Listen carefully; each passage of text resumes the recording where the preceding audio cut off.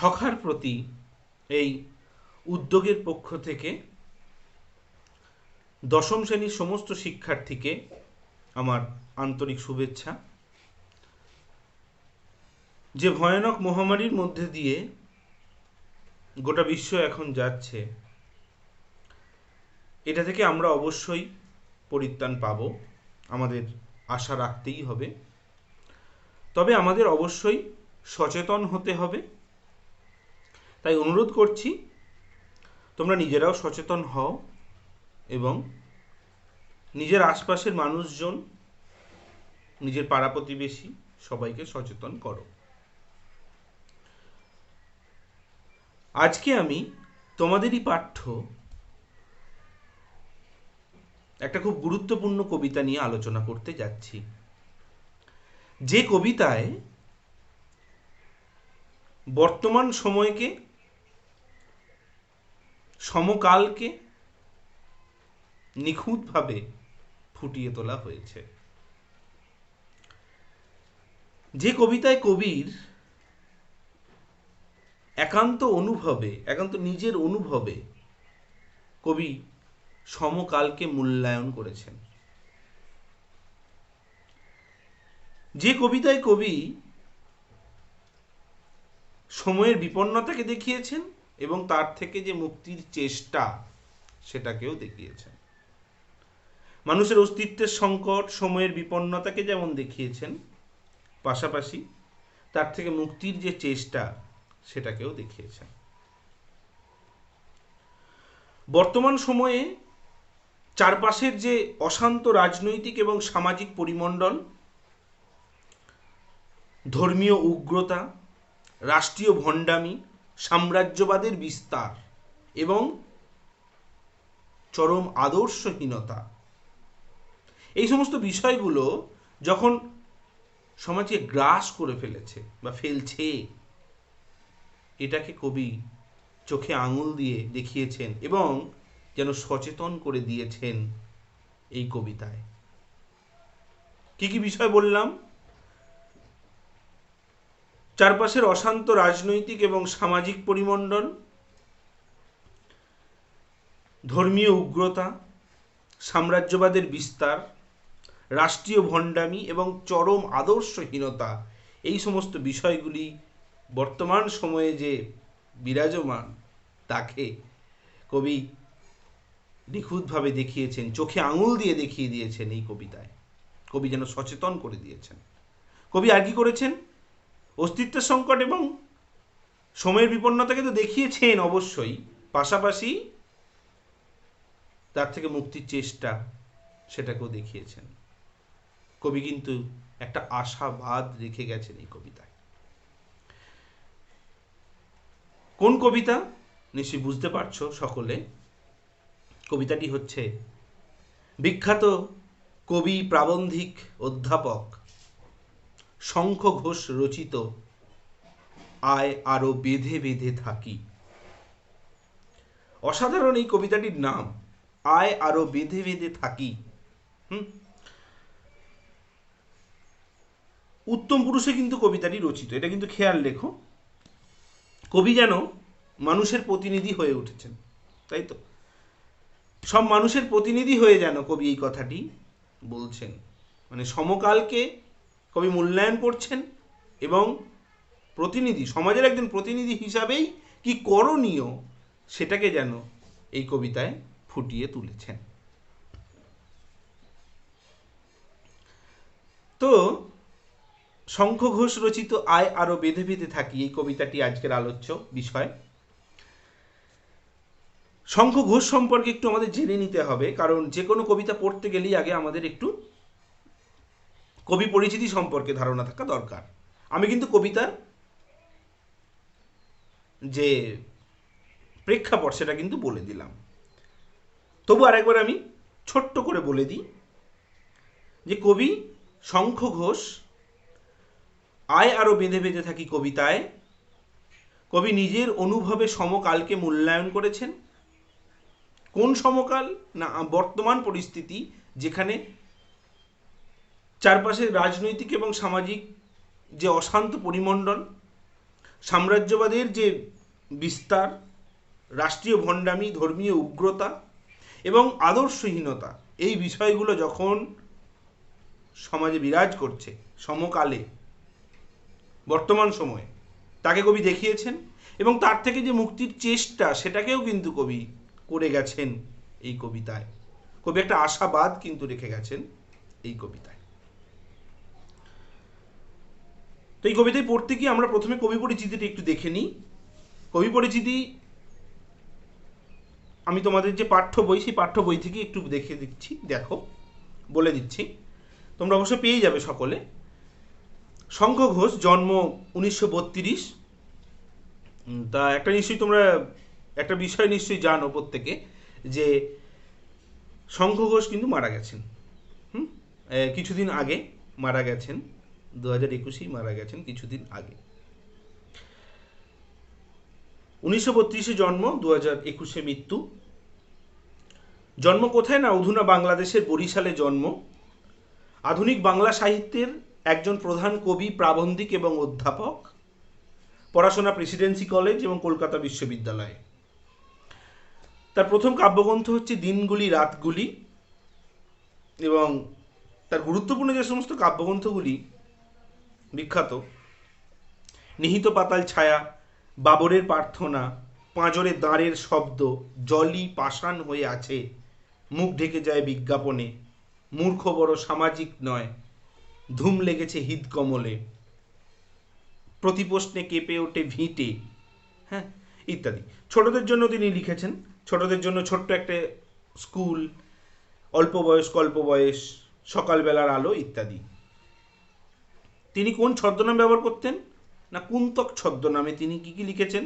শব্দ নিয়ে খেলা ও কথা নিয়ে খেলা। কুন্তক ছদ্মনাম কিন্তু শঙ্খ ঘোষের। আরেকটা কথা, শঙ্খ ঘোষের আসল নাম বা প্রকৃত নাম আমরা বলতে পারি, সেটা হচ্ছে চিত্তপ্রিয় ঘোষ। শঙ্খ ঘোষের প্রকৃত নাম হচ্ছে চিত্তপ্রিয় ঘোষ, ছদ্মনাম হচ্ছে কুন্তক। তার প্রবন্ধের বই খুব গুরুত্বপূর্ণ। শঙ্খ ঘোষের প্রবন্ধ কিন্তু খুব গুরুত্বপূর্ণ। কিছু কিছু প্রবন্ধ আছে, যেমন কালের মাত্রা ও রবীন্দ্র নাটক, বিখ্যাত একটি প্রবন্ধ। ছন্দময় জীবন, ভিন্ন রুচির অধিকার, হ্যাঁ, ছন্দের বারান্দা ইত্যাদি। তিনি নানা পুরস্কার পেয়েছেন। তার মধ্যে উল্লেখযোগ্য হচ্ছে সাহিত্য একাডেমি পুরস্কার, রবীন্দ্র পুরস্কার, কবির সম্মান, সরস্বতী সম্মান এবং পদ্মভূষণ। তাহলে আমরা মোটামুটি কবি পরিচিতি সম্পর্কে অল্প জেনে নিলাম শঙ্খ ঘোষ সম্পর্কে। এবার যেটা বলার বিষয় সেটা হচ্ছে যে শঙ্খ ঘোষের এই যে কবিতাটি আয় আরো বেঁধে বেঁধে থাকি, এই কবিতাটি উৎসটা কি? এই কবিতাটি কোথা থেকে নেওয়া হয়েছে? না, এই কবিতাটি শঙ্খ ঘোষের জল ই পাষাণ হয়ে আছে, জল ই পাষাণ হয়ে আছে, এই কাব্যগ্রন্থ থেকে নেওয়া হয়েছে। ঠিক আছে, তাহলে জলই পাষাণ হয়ে আছে, এই কাব্যগ্রন্থ থেকে নেওয়া হয়েছে এই কবিতাটি, এই আয় আরো বেঁধে বেঁধে থাকি কবিতাটি। জলই পাষাণ হয়ে আছে এই কাব্যগ্রন্থটিতে মোট 31টি কবিতায় আছে, আর আয় আরো বেঁধে বেঁধে থাকি কবিতাটি হচ্ছে 31 সংখ্যক কবিতা। তাহলে কোন কাব্যগ্রন্থ থেকে নেওয়া হয়েছে? না, আয় আরো বেঁধে বেঁধে থাকি কবিতাটি শঙ্খ ঘোষ রচিত জল ই পাষাণ হয়ে আছে, জলই পাষাণ হয়ে আছে এই কাব্যগ্রন্থ থেকে নেওয়া হয়েছে। এই জলই পাষাণ হয়ে আছে এই কাব্যগ্রন্থে মোট 31টি কবিতা আছে। সেই আর আমাদের পাঠ্য এই কবিতাটি আয় আরো বেঁধে বেঁধে থাকি এই কবিতাটি 31 সংখ্যক কবিতা। জলই পাষাণ হয়ে আছে এটি 2004 সালে প্রকাশিত হয়। তো এই কবিতাটিকে প্রথমে তাহলে আমি কি করলাম না, কবিতাটার প্রেক্ষাপট বলেছি, কবি পরিচিতি সম্পর্কে অল্প বলেছি এবং কবিতার উৎসটাও আমি বলে দিলাম। এবার যেটা বলার বিষয় সেটা হচ্ছে কবিতাটিকে আমি প্রথমে একবার নিজের মতো করে পড়ছি, তারপর আমি কবিতাটা পড়ব এবং তার মানে বলে দেব। আয় আরো বেঁধে বেঁধে থাকি, শঙ্খ ঘোষ। আমাদের ডান পাশে ধস, আমাদের বাঁয়ে গিরিখাত, আমাদের মাথায় বোমারু, পায়ে পায়ে হিমানির বাঁধ, আমাদের পথ নেই কোনো, আমাদের ঘর গেছে উড়ে, আমাদের শিশুদের সব ছড়ানো রয়েছে কাছে দূরে। আমরাও তবে এইভাবে এই মুহূর্তে মরে যাব নাকি? আমাদের পথ নেই আর, আয় আরো বেঁধে বেঁধে থাকি। আমাদের ইতিহাস নেই, অথবা এমনই ইতিহাস আমাদের চোখ মুখ ঢাকা, আমরা ভিখারি 12 মাস। পৃথিবী হয়তো বেঁচে আছে, পৃথিবী হয়তো গেছে মরে, আমাদের কথা কে বা জানে, আমরা ফিরেছি দৌড়ে দৌড়ে। কিছুই কোথাও যদি নেই, তবু তো কজন আছি বাকি, আয় আরো হাতে হাত রেখে, আয় আরো বেঁধে বেঁধে থাকি। দেখো, কবিতাটিতে সহজ ভাষায় অনেক কিন্তু সুন্দর বাস্তব এবং কঠিন বাস্তবকে কিন্তু তুলে ধরা হয়েছে এই কবিতায়। কবিতাটিতে দেখো যেটা বলার বিষয়, আমাদের ডান পাশে, কবিতার দুটো স্তবক নিশ্চয়ই বুঝতে পারছ। কবিতাটি মোট 24টি পংক্তি আছে। তো যেটা বলার বিষয় সেটা হচ্ছে যে আয় আরো বেঁধে বেঁধে থাকি কবিতায় কবি সমকালকে বা বর্তমান সময়কে, বর্তমান সময়ের যে অশান্ত রাজনৈতিক এবং সামাজিক পরিমণ্ডল, সাম্রাজ্যবাদের যে বিস্তার, সাম্রাজ্যবাদ, ধর্মীয় ভণ্ডামি, রাষ্ট্রীয় যে উগ্রতা বা রাষ্ট্রীয় ভণ্ডামি এবং আদর্শহীনতা যে বর্তমান সময়ে চলছে, এটাকে কবি সুন্দরভাবে দেখিয়েছেন এই কবিতায়। এবার দেখো কি বলেছেন কবি প্রথমেই। দেখো, আমাদের ডান পাশে ধস, আমাদের বাঁয়ে গিরিখাত। আসলে এই ধস গিরিখাত এগুলো আসলে কি না, ধস গিরিখাত এগুলো হচ্ছে সব আসলে আমাদের উভয় দিকেই, বাম এবং ডান উভয় দিকেই ধ্বংসের নিশ্চিত ইঙ্গিত। তাই তো, ডান পাশে ধস, ধস মানে হচ্ছে বিনাশ, বাঁয়ে গিরিখাদ। তাই তো, গিরিখাদ নিশ্চয়ই জানো, পর্বতের মধ্যবর্তী যে সরু বিপজ্জনক যে নিচু জায়গা, যেটা পথ হিসাবে ব্যবহার হয়, গিরি সংকট আর কি, সেই গিরিখাদ। তো তাহলে আমাদের ডান এবং বাম দুদিকেই, আমাদের ডান পাশে ধস, ডান দিকেও মানে ধ্বংস, এবং বাম দিকেও গিরিখাদ, সেখানেও কিন্তু ধ্বংস। তাহলে বাম এবং ডান উভয় দিকেই কি হয়েছে না, ধ্বংসের নিশ্চিত ইঙ্গিত। তারপরে কবি দেখাচ্ছেন শুধু বাম এবং ডান নয়, মাথার উপরে কি আছে না, আমাদের মাথায় বোমারু, উপরটাও ফাঁকা নেই, কিন্তু মাথার উপরেও বিপদ। মাথার উপরে কি হয়েছে, বোমারু মানে কি না, বোমারু মানে হচ্ছে বোমা ফেলে যে বিমান, বোমা ফেলে যে বিমান, এই মাথার উপরে সেই বোমা ফেলে এমন বিমানও ঘুরে বেড়াচ্ছে। আর পায়ে পায়ে হচ্ছে হিমানির বাঁধ, হিমানি হচ্ছে বরফ, যে কোনো মুহূর্তে বরফ গলে গেলেই তো গেল, পায়ে পায়ে হচ্ছে হিমানির বাঁধ। তাহলে দেখো, বাম ডান এবং মাথার উপর এবং পায়ের নিচে চূড়ান্তভাবে প্রতিবন্ধকতা এবং সমস্ত দিকেই যেন ধ্বংসের নিশ্চিত ইঙ্গিত। তাই তো, মানে বোঝা যাচ্ছে যে বর্তমান সময়ে মানুষের অস্তিত্বের যে সংকট, সেটাকে কবি তুলে ধরেছেন। এই অস্তিত্বের সংকটের কারণগুলো কি না, কারণগুলো হচ্ছে অশান্ত রাজনৈতিক এবং সামাজিক পরিমণ্ডল, সাম্রাজ্যবাদ, ধর্মীয় ভণ্ডামি, রাষ্ট্রীয় ভণ্ডামি, আদর্শহীনতা, এগুলো একদম সমাজকে, সমগ্র পৃথিবীকে গ্রাস করে ফেলছে। এই সময়ে মানুষের কি না, মানুষ নিজের অস্তিত্বের সংকটে ভুগছে। তারপর কি হয়েছে,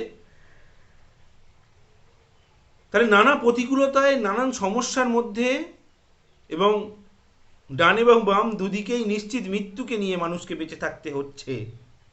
তারপর কবি কি বলেছেন, আমাদের পথ নেই কোনো, আমাদের কোনো পথ নেই। যে ভয়ানক অস্তিত্ব সংকটে মানুষ পড়েছে, যে ভয়ানক পরিস্থিতির মধ্যে দিয়ে, যে অশান্ত পরিবেশে মানুষ পড়েছে, এটা থেকে মানুষের যে নানা রকম সংকটের মধ্যে যেটা পড়েছে মানুষ পড়েছে, এটা থেকে মানুষের পরিত্রাণের যেন কোনো পথ নেই। কবি জন্য বলেছেন আমাদের পথ নেই কোনো, সত্যি আমাদের পথ নেই কোনো। মানুষ ক্রমশ চারপাশের মানুষ ক্রমশ চারপাশের অস্থিরতার অস্তিত্বের সংকটে ভুগছে, এবং রাজনৈতিক এবং সামাজিক যে অস্থিরতা তাকে কোনো জায়গাতেই ঠিক থাকতে দিচ্ছে না। আদর্শবোধের যে ভাঙন ঘটছে সেটাকে কবি দেখিয়েছেন, এবং এই আদর্শবোধের ভাঙন ঘটছে এবং মানুষ তার চেতনাকে কোন পথ দিয়ে নিয়ে যাবে, তার চিন্তা ভাবনাকে, সেই পথ সে খুঁজে পাচ্ছে না, সেই পথ সে খুঁজে পাচ্ছে না। কোন পথে তার চেতনাকে, তার বুদ্ধিকে নিয়ে যাবে, কোনো পথ সে খুঁজে পাচ্ছে না। তার ডান দিকে ধ্বংসের তাণ্ডব, বাম দিকে মৃত্যু ফাঁদ, তাই তো? মাথার উপরেও চলছে আক্রমণ, আর পায়ের নিচের আছে একটা অস্তিত্ব সংকটের সম্ভাবনা, হিমানির বাঁধ, বরফের বাঁধ, তাই তো? তাহলে এইভাবে চলতে গিয়ে মানুষ নিজের চলার পথকে পুরোপুরি হারিয়ে ফেলছে, এবং তাই কবি বলছেন যে আমাদের পথ নেই কোনো। তারপরে কবি বলছেন আমাদের ঘর গেছে উড়ে। কবি কি বললেন না, আমাদের ঘর গেছে উড়ে, আমাদের শিশুদের সব ছড়ানো রয়েছে কাছে দূরে।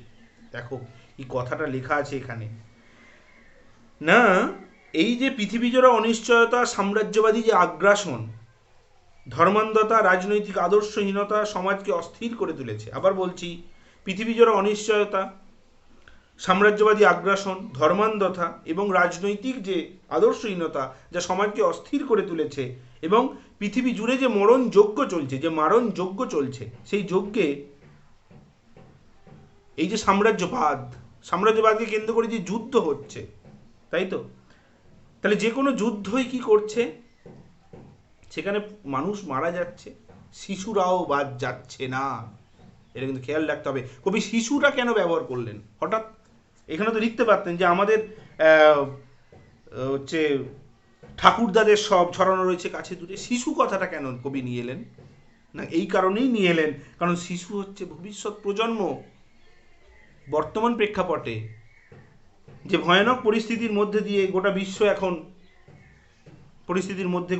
এখন মেতে উঠেছে, যে চূড়ান্ত যে পৃথিবী জোড়া অনিশ্চয়তা, সাম্রাজ্যবাদ, ধর্মান্ধতা, রাজনৈতিক অস্থিরতা, রাজনৈতিক আদর্শহীনতা, ধর্মীয় ভণ্ডামি, রাষ্ট্রীয় ভণ্ডামি, এই সমস্ত বিষয়গুলো শুধুমাত্র বর্তমানকে নষ্ট করছে না, ভবিষ্যৎ প্রজন্মকেও নষ্ট করে দিয়ে যাচ্ছে। তাহলে যে কোনো যুদ্ধে বা সন্ত্রাসে শিশু হত্যার ঘটনাও কিন্তু ঘটে, এটা কিন্তু খেয়াল রাখতে হবে। তো এই যে ঘটে পৃথিবী, এই যে ঘটনাগুলি ঘটছে, এটা চূড়ান্ত অমানবিকতার প্রকাশ। এই যে যুদ্ধে মানুষ মারা যাচ্ছে, এটা আর কি না শুধুমাত্র বর্তমানই শেষ হচ্ছে না, ভবিষ্যৎ প্রজন্ম ধ্বংস হয়ে যাচ্ছে, কারণ শিশুদেরও মৃত্যু ঘটছে। তাহলে বর্তমানের পাশাপাশি ভবিষ্যৎ প্রজন্মের অবস্থাও কিন্তু সংকটজনক। কবি তাই কি বলেছেন না, বলছেন যে আমাদের ঘর গেছে উড়ে, আমাদের শিশুদের সব ছড়ানো রয়েছে কাছে দূরে। আমরাও তবে এইভাবে এই মুহূর্তে মরে যাব নাকি? ঠিক আছে, আমরাও তবে এইভাবে এই মুহূর্তে মরে যাব নাকি? এই যে কথাটা বলা হয়েছে, এই যে চূড়ান্ত একটা অস্তিত্বের সংকট মানুষের, এই যে এই মুহূর্তে মরে যাব নাকি, একটা প্রশ্ন চিহ্ন। এই প্রশ্ন চিহ্নটা দিয়ে আসলে কবি মানুষের যে চূড়ান্ত অস্তিত্বের সংকট সেটাকে তুলে ধরেছেন। মানে চারপাশের এই অরাজকতা, ধর্ম কিংবা রাজনৈতিক প্রতিটি ক্ষেত্রেই যে চূড়ান্ত আদর্শহীনতা চলছে, সাম্রাজ্যবাদের যে সীমাহীন লোভ মানুষকে একেবারে শেষ করে দিচ্ছে, পৃথিবী জুড়ে যে ধ্বংসলীলা চলছে, যে হত্যালীলা চলছে, সেই হত্যালীলায় বেঁচে থাকাটাই বিস্ময় হয়ে উঠছে, যে আমরা আদৌ বেঁচে থাকবো তো? যে ভয়ানকভাবে সাম্রাজ্যবাদ চলছে, যে ভয়ানকভাবে পৃথিবী ধ্বংসলীলায় মেতে উঠেছে। এই পরিস্থিতিতে আমরা কি বেঁচে থাকবো? আমরাও কি এই মুহূর্তে মরে যাব না? একটা যেন অস্তিত্বের যে সংকট, সেটাও এই কবি তুলে ধরছেন। কারণ কি? কারণ আমরা আগেই দেখেছি যে ধ্বংসলীলা, যেখানে শিশুরাও কিন্তু বেঁচে থাকতে পারছে না, সেটা কিন্তু দেখতে পাচ্ছি। হ্যাঁ, তো এই অবস্থায় প্রতিটি মানুষই যেন বেঁচে থাকার অনিশ্চয়তা বোধে ভুগছে। তাহলে বর্তমান প্রেক্ষাপট, এই প্রেক্ষাপটে মানুষ বেঁচে থাকার অনিশ্চয়তা বোধে ভুগছে, যে সত্যি আমরা বেঁচে থাকবো তো, একটা অনিশ্চয়তা, একটা অস্তিত্বের সংকটের মধ্যে ভুগছে মানুষ। সর্বোপরি আমরা যেটা বলতে পারি সেটা কি না, এই অবস্থায় যেন মানুষের বেঁচে থাকাটা মৃত্যুর মতোই যন্ত্রণাদায়ক হয়ে উঠেছে। মানুষ বেঁচে থাকার একটা অনিশ্চয়তা বোধে আক্রান্ত হয়ে পড়েছে। তাই কবি বলছেন, আমরাও তবে এইভাবে এই মুহূর্তে মরে যাব নাকি? তাই কবি এই কথাটি বলছেন।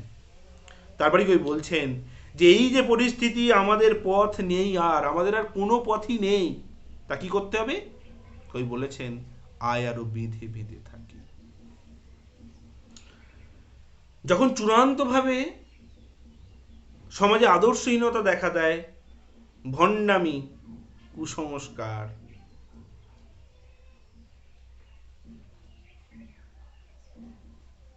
অশান্ত রাজনৈতিক এবং সামাজিক পরিমণ্ডল, আদর্শহীনতা,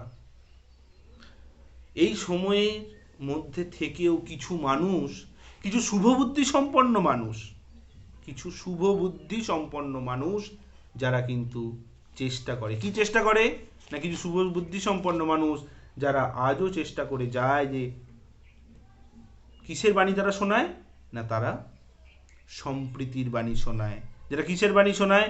সৌভ্রাতৃত্বের কথা বলে। কিছু মানুষ থাকে সমাজে যারা শুভবুদ্ধি সম্পন্ন হয়, যারা সম্প্রীতির কথা, যারা সৌভ্রাতৃত্বের কথা বলছে।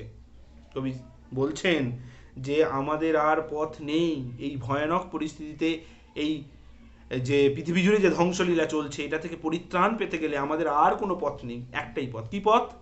বেঁধে বেঁধে থাকতে হবে। বেঁধে বেঁধে থাকা শব্দের অর্থ কি? বেঁধে বেঁধে থাকা শব্দের অর্থ হচ্ছে একাত্ম হয়ে থাকা, ঐক্যবদ্ধ হয়ে থাকা। ঠিক আছে? তাহলে কি না, ঐক্যবদ্ধ হয়ে থাকা বা একাত্ম হয়ে থাকা।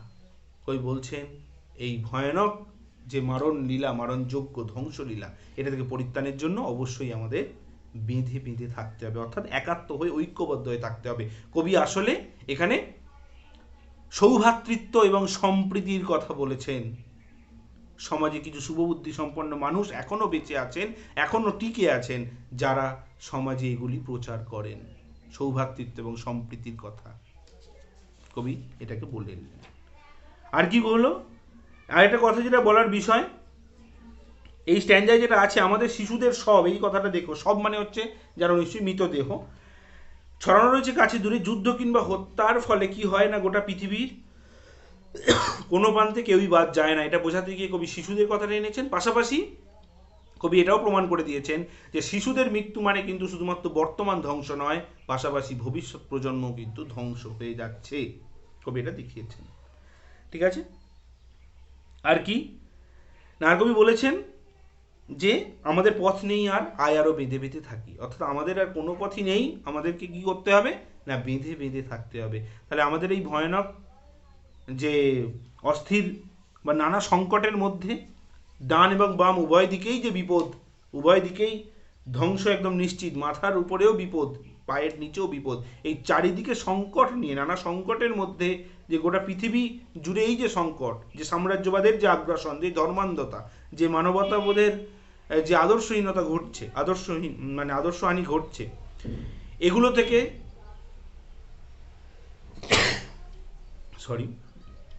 এগুলো থেকে পরিত্রাণের জন্য অবশ্যই আমাদের একাত্ম হয়ে থাকতে হবে। কিছু শুভবুদ্ধি সম্পন্ন মানুষ যারা কিন্তু একাত্ম হয়ে, অর্থাৎ সমাজে সৌভ্রাতৃত্বের কথা এবং সম্প্রীতির কথাকেই প্রচার করছেন। তারপর কবি কি বললেন না, আমাদের ইতিহাস নেই। এই কথাটা কিন্তু খুব গুরুত্বপূর্ণ। আমাদের ইতিহাস নেই। তারপর হয় নাকি ইতিহাস নেই? সত্যি আমাদের কোনো ইতিহাস নেই। কবি খুব সুন্দরভাবে এটা বর্ণনা করেছেন, আমি আসবো। আমাদের ইতিহাস নেই, অথবা এমনই ইতিহাস আমাদের চোখ মুখ ঢাকা, আমরা ভিখারি 12 মাস। তাহলে আমাদের কোনো ইতিহাস নেই। ইতিহাস কি না, ইতিহাস হচ্ছে কোনো জাতির আত্মবিকাশের গৌরবময় কাহিনী, কোনো জাতির আত্মবিকাশের গৌরবময় কাহিনী বা ঐতিহ্যের কথা থাকবে, গৌরবময় কাহিনী হচ্ছে ইতিহাস। কিন্তু ইতিহাস সব সময় নিয়ন্ত্রিত হয়েছে কাদের দ্বারা না, ইতিহাস সব সময় নিয়ন্ত্রিত হয়েছে ক্ষমতাসীন গোষ্ঠীর দ্বারা। যার হাতে ক্ষমতা থেকেছে তারাই কিন্তু ইতিহাসকে নিয়ন্ত্রণ করেছে। ফলে ইতিহাসের বিকৃতি ঘটেছে, ইতিহাস বিকৃত হয়েছে বারবার। কারণ ইতিহাসকে কারা নিয়ন্ত্রিত করেছে না, ক্ষমতাশালী মানুষ যারা, তারা।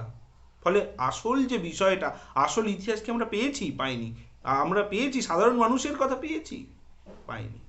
তাহলে আমাদের কোনো ইতিহাস নেই, অথবা ক্ষমতাশালীরা নিজেদের স্বার্থে ইতিহাসকে নিজেদের মতো করে গড়ে তুলেছে। ক্ষমতাশালীরা নিজেদের স্বার্থে ইতিহাসকে নিজেদের মতো করে গড়ে তুলেছে, তাই তো। আর যদিও বা ইতিহাস ছিল, বা যেটা আমরা পেয়েছিলাম, কই বলছেন, এই যে আগে এই কথাটা বলে দিই যে আমাদের ইতিহাস নেই, আবার বলি এই কথাটা, যে ইতিহাস হচ্ছে আসলে কোনো জাতির গৌরবময় আত্মবিকাশের কাহিনী, আত্মবিকাশের গৌরবময় কাহিনী, ঐতিহ্যের কথা থাকবে। কিন্তু ইতিহাস বারবার নিয়ন্ত্রিত হয়েছে কাদের দ্বারা না, ক্ষমতাশালী মানুষদের দ্বারা। ফলে ইতিহাসের বিকৃতি ঘটেছে বারবার। আর কি না, ক্ষমতাশালী মানুষ নিজেদের স্বার্থে ইতিহাসকে নিজেদের মতো করে গড়ে তুলেছে। ফলে আমরা প্রকৃত ইতিহাস কিন্তু পাইনি। তাই কবি বলেছেন যে আমাদের কোনো ইতিহাস নেই, আমাদের ইতিহাসটা আসলে চাপিয়ে দেওয়া ইতিহাস।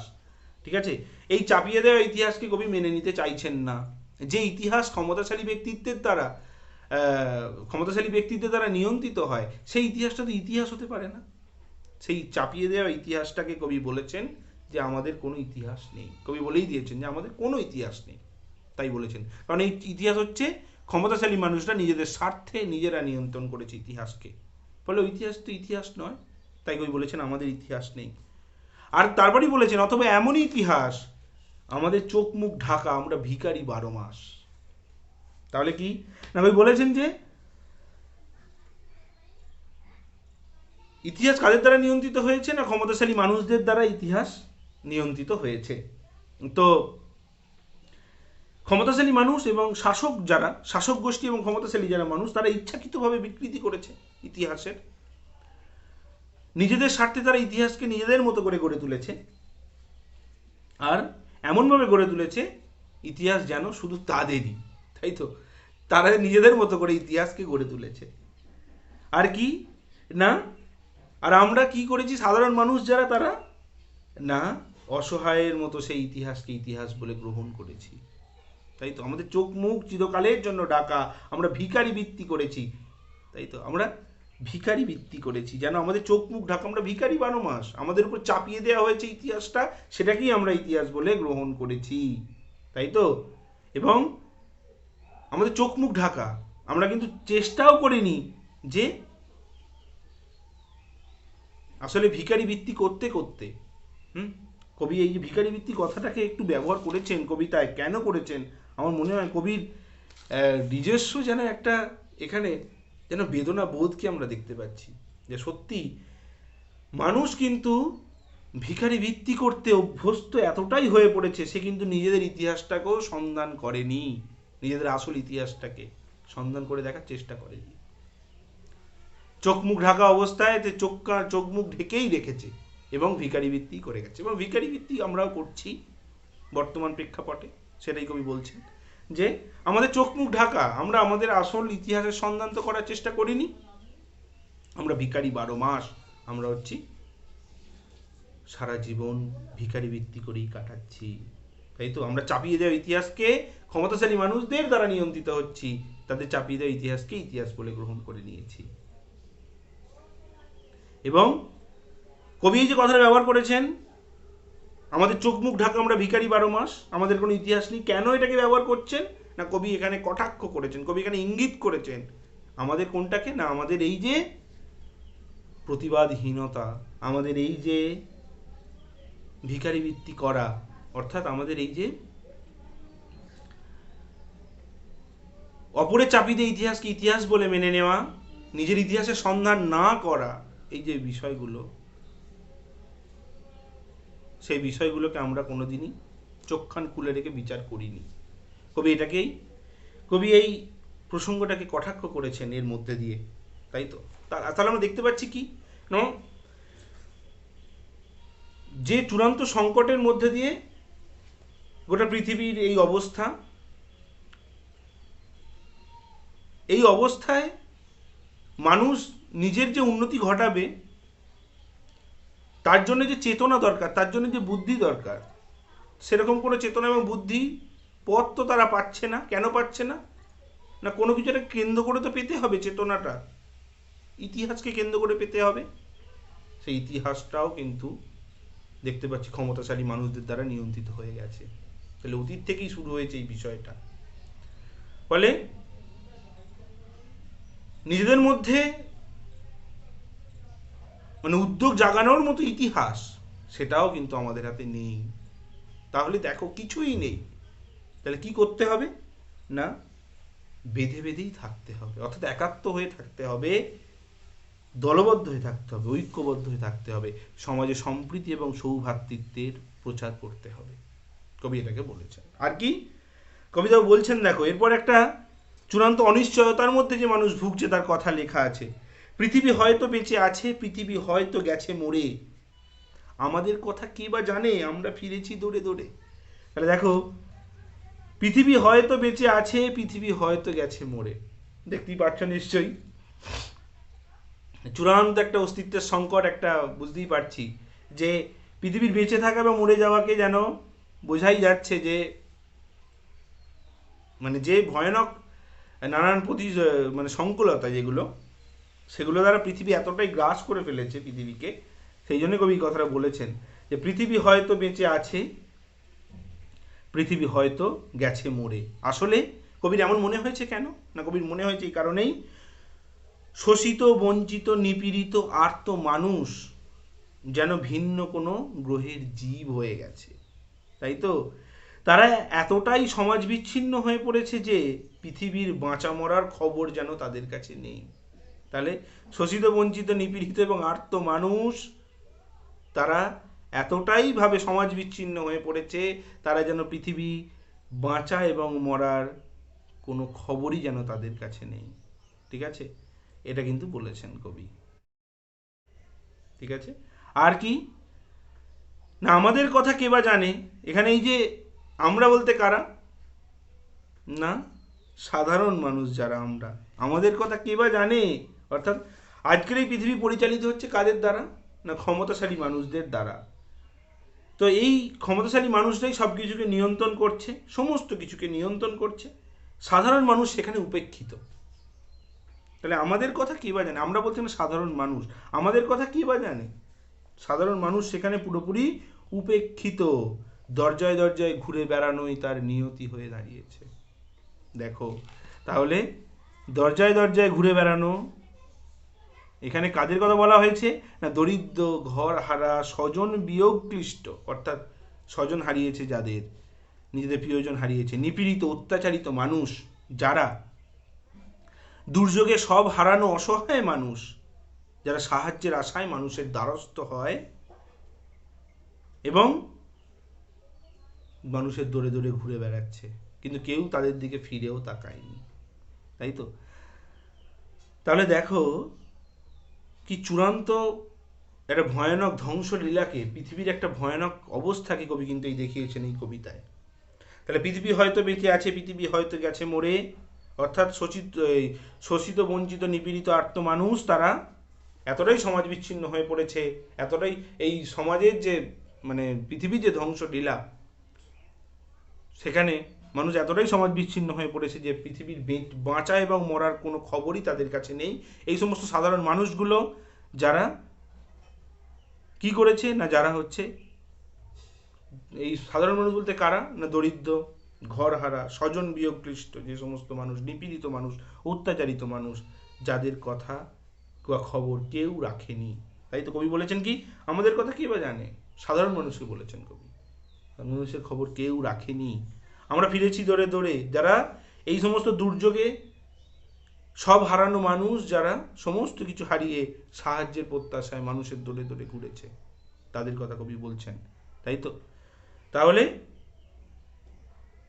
আমাদের কথা কেবা জানে? আমরা ফিরেছি দৌড়ে দৌড়ে, আমাদের কথা কেউ জানে না। আমরা তো সাহায্যের প্রত্যাশায় দৌড়ে দৌড়ে ঘুরে বেরিয়েছি। এর মধ্যে দিয়ে আসলে কবি ভয়ানকভাবে যুদ্ধ, তার পাশাপাশি ভয়ানকভাবে যে চূড়ান্ত রাজনৈতিক এবং সামাজিক যে অশান্ত পরিমণ্ডল, সেটাকে তুলে ধরেছেন এই কবিতায়। আর এটা কি, পৃথিবী হয়তো বেঁচে আছে, পৃথিবী হয়তো গেছে মরে, এটার মধ্যে দিয়ে আসলে কবি নিজের অস্তিত্বে, পৃথিবীর পাশাপাশি মানুষের অস্তিত্বের সংকটকে কিন্তু তুলে ধরেছেন। যে ভয়ানক পরিস্থিতির মধ্যে মানুষ, এই শোষিত, নিপীড়িত, বঞ্চিত মানুষ যারা ভাবতেই পারছে না যে পৃথিবী আদৌ বেঁচে আছে না মারা গেছে, পৃথিবীতে তারা আছে আদৌ, নিজেদের অস্তিত্বের সংকটকে ভয়ানকভাবে দেখানো হয়েছে এই জায়গাটায়। আর কি, কবি কিন্তু এবার একটা আশাবাদ দিচ্ছেন। কি, যদিও দিন আগে দিয়েছেন, আয় আরো বেঁধে বেঁধে থাকির কথা বলেছেন। কবি কি বলছেন না, কি কিছুই কোথাও যদি নেই তবু তো কজন আছি বাকি। কিছুই কোথাও নেই, তাই তো? সমাজ, রাজনৈতিক পরিমণ্ডল, রাষ্ট্রনীতি, ধর্ম, আদর্শ সমস্ত কিছু শেষ হয়ে গেছে, কিছুই কোথাও নেই। কোনো আদর্শবোধ নেই, কোনো চেতনা নেই, কোনো ইতিহাস নেই যে ইতিহাসকে অবলম্বন করে মানুষ এগোবে, সেরকমও কিছু নেই। তো এই পরিস্থিতিতে কি, কিছুই কোথাও যদি নেই তবু কজন আছি বাকি। কজন বলতে কারা? না, সমাজের শুভ বুদ্ধি সম্পন্ন মানুষ যারা, ঠিক আছে? পৃথিবী জুড়ে যখন সামাজিক এবং রাষ্ট্রনৈতিক ক্ষেত্রে যখন চলছে আদর্শহীনতা, মানুষ দিকভ্রান্ত হয়ে গেছে, চলার পথ খুঁজে পাচ্ছে না, এই অবস্থায় বেশিরভাগ মানুষই যখন হতাশাগ্রস্ত হয়ে পড়েছে, সেই সময় শুভবুদ্ধি সম্পন্ন দু একজন মানুষ আছে যারা পরস্পরের মধ্যে একাত্মতার কথা বলে, যারা পরস্পরের মধ্যে সৌভ্রাতৃত্বের কথা বলে, যারা পরস্পরের মধ্যে সম্প্রীতির কথা বলে। সেই শুভবুদ্ধি সম্পন্ন মানুষের কথা কবি বলেছেন এখানে, যে কিছুই কোথাও যদি নেই তবু কজন আছি বাকি। কিছুই কোথাও কিচ্ছু নেই তবু কজন আছি বাকি। আর কি, অর্থাৎ এখানে শুভবুদ্ধি সম্পন্ন মানুষ যারা মানুষে মানুষে সম্প্রীতির কথা, সৌভ্রাতৃত্বের কথা শোনাবে, বলবে, সেই কজন মানুষ। কারণ কবি জানেন কি, যে এই রকম পরিস্থিতিতে বিপদের মধ্যে একাত্ম হয়ে না থাকলে, ঐক্যবদ্ধ হয়ে না দাঁড়ালে, সম্প্রীতি বজায় না রাখলে কখনোই নিজেদের অস্তিত্ব টিকিয়ে রাখা যাবে না। তাই কবি এটা বলেছেন। তাই শান্তি ফিরিয়ে আনা যাবে তখনই যখন মানুষ ঐক্যবদ্ধ হবে এবং সবাই হাতে হাত মিলিয়ে কাজ করবে, তখনই কিন্তু এটা হবে। তাহলে কিছুই কোথাও যদি নেই তবু কজন আছি বাকি। কিছুই কোথাও কিচ্ছু নেই, অর্থাৎ চারিদিকে অসীম শূন্যতার হাহাকার, অশান্ত রাজনৈতিক সামাজিক পরিমণ্ডল, ভণ্ডামি, সমস্ত কিছুতে একটা আদর্শহীনতা, ইতিহাস নেই, মানুষের এগোনোর কোনো পথও নেই। তো এই পরিস্থিতিতে কিছুই যদি কোথাও নেই, তো কি করতে হবে না, সঙ্গবদ্ধভাবে বেঁচে থাকতে হবে, সম্প্রীতি বজায় রাখতে হবে। কিছু মানুষ আছে যারা, কিছু শুভবুদ্ধি সম্পন্ন মানুষ আছে যারা সমাজে অবশ্যই সম্প্রীতি বজায় রাখার চেষ্টা করেন, সৌভ্রাতৃত্ব বোধকে জাগিয়ে তুলতে চেষ্টা করেন। তাহলে কিছুই কোথাও যদি নেই তবু কজন আছি বাকি। আয় আরো হাতে হাত রেখে, আয় আরো হাতে হাত রেখে, হাতে হাত মিলিয়ে আয় আরো বেঁধে বেঁধে থাকি। আয় আমরা আরো ঐক্যবদ্ধ হয়ে, একাত্ম হয়ে থাকি, দুঃসময়ের মোকাবিলা করি। একাত্ম হয়ে থাকি, ঐক্যবদ্ধ হয়ে থাকি এবং দুঃসময়ে মোকাবিলা করি। এই হলো কবিতা, খুব সহজ কবিতা। আশা করি তোমরা সবাই বুঝতে পেরেছো কবিতাটিতে কি বলা হয়েছে। তোমরা অবশ্যই ভিডিওটি ভালো করে দেখো। এর পরের দিন ক্লাসে আমি এর প্রশ্ন উত্তর নিয়ে আলোচনা করব। ঠিক আছে, আজকে এই পর্যন্ত। ধন্যবাদ সকলকে। সবাই খুব ভালো থাকো, সাবধানে থাকো।